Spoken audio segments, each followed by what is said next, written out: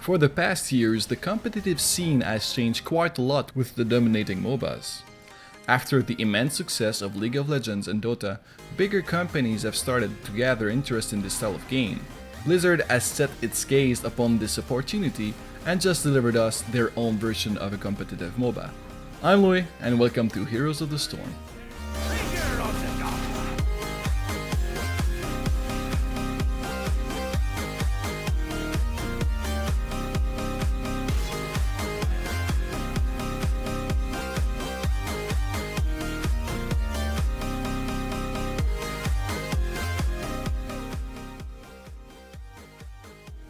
With a massive company such as Blizzard putting a lot of effort in this game, you have access to an entirely free game with a lot of components. The graphical aspect is not deceiving. The textures are quite low and the details are scarce, but the character models, the animation, the physics and the effects gives you a lot of eye candies. Of course, you have to like the Blizzard signature style to enjoy most of it. Beware that it requires a rather good computer to enjoy all of it. The music is forgettable, but the sound effects and voice acting is quite alright. Don't expect to be surrounded with orgasmic sounds quality, but it delivers well enough. The menus are easy to handle and have a proper purpose. Its easy interface translates well in the game HUD. All the information on screen is important and simple, leaving your eyes mostly on the battlefield. Choose a talent. The game is really pure and simple. Destroy the enemy core or Nexus if you prefer. To do so, you have two teams of 5 players that are on the opposite side of the map with lanes separating them. Those lanes will be filled with tiny soldiers of your camp to fight the other side. Tower, keeps and gates will slow the advance and protect the enemy from pushing too hard. When the last shrine of the lane has been destroyed, the small troops will have catapults spawning, helping them to push even further. You can also try to overcome mercenaries and buffs to help you push at hard key moments.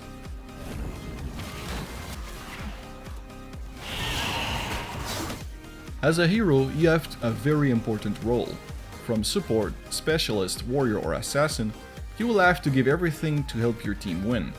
Each hero has its own and very special skill, abilities, threats and playstyle, so you'll have to adjust every time you try a new one.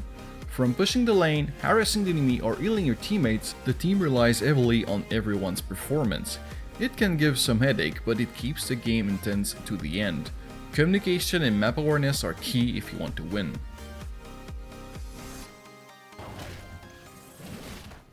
Some very important aspects are proper to Heroes of the Storm. To give some various examples, the experience is shared to the team, so no one is left behind. There is no shop, so the only reason to go back to base is to get your health and mana back.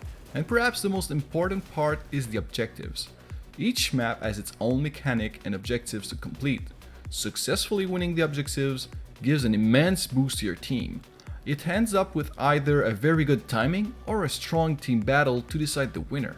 I have to tell that you are almost all the time doing something. There are almost no pause moment, which makes the game very interactive. In any case, you have to give everything. With this new system, it gives a lot of depth to each map and it's actuated with its own flow. Team dominated. It may seem to be a bit difficult to start with a new MOBA game, but I will admit that Heroes of the Storm is quite easy to begin with. It has a very good entry level, but you can go very repetitive if you wish to. That being said, after a while of leveling and owning heroes in quick matches, you can go to the Hero League and Team League. Beware of those as the difficulty level almost double, but if you have your own team and want to play seriously, there is an immense challenge and satisfaction that comes with it.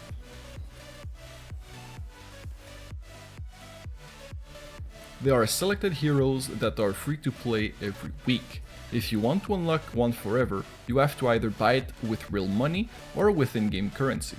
The gold you acquire can rack up quickly until level 40, but after that you will have to do daily quests and grind the character you don't like until level 5 to get the little 500 of bonus. It's not really a problem as long as you try the heroes before buying them. If you do not, you will end up regretting some purchase really hard. There are Steam packs that access premium time for money, and playing with a group will give you a fair boost in experience. It can be worth it if you really want to have the grind required. However, it is not a necessity. Leveling up your character gives access to new skin and mount color.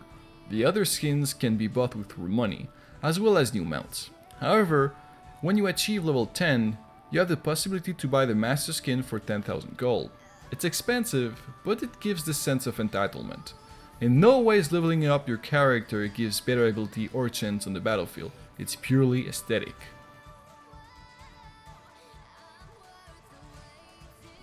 With Blizzard behind the game, you can expect massive amount of patches, cross-game content and balancing.